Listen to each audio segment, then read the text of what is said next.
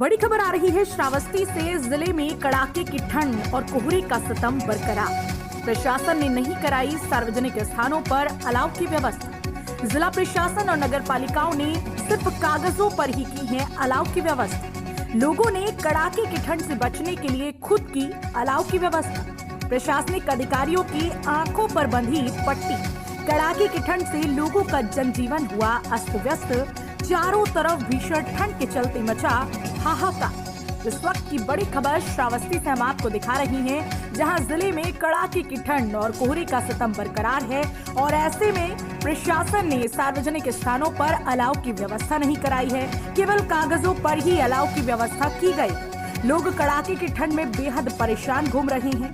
जनजीवन पूरी तरह से अस्त व्यस्त है और प्रशासनिक अधिकारी हैं कि आंखों पर पट्टी बांधकर घूम रहे हैं।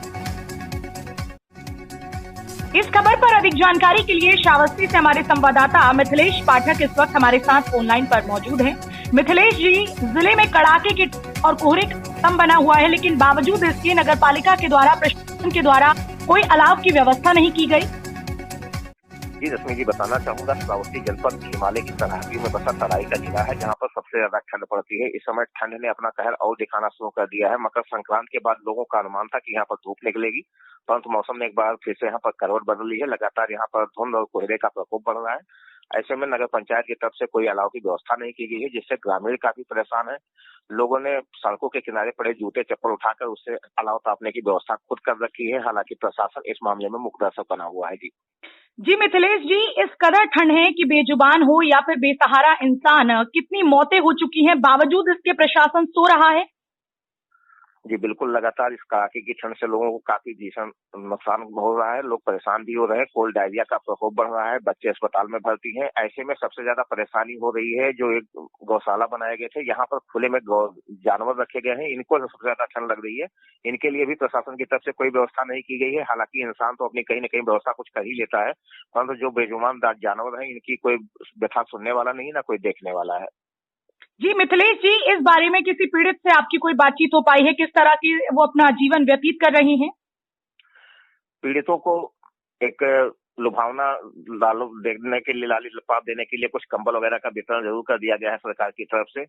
हालांकि ये काफी पहले कर दिया गया है, लेकिन ठंड अब यहाँ पर ज्यादा व्यापक चरम पर है। परेशान है लोग, लेकिन अभी तक ऐसी कोई व्यवस्था हो नहीं पा रही है जिससे जो गरीब है, बेसहारा है, इनकी भी कोई मदद हो सके।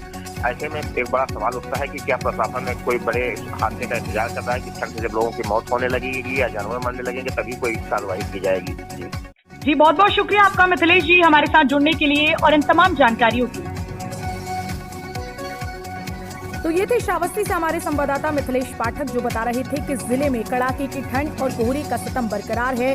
बर्फबारी हो रही है पहाड़ों पर, जिसकी वजह से लगातार तापमान घटता जा रहा है और ऐसे में प्रशासन ने सार्वजनिक स्थानों पर अलाव की कोई व्यवस्था नहीं की है।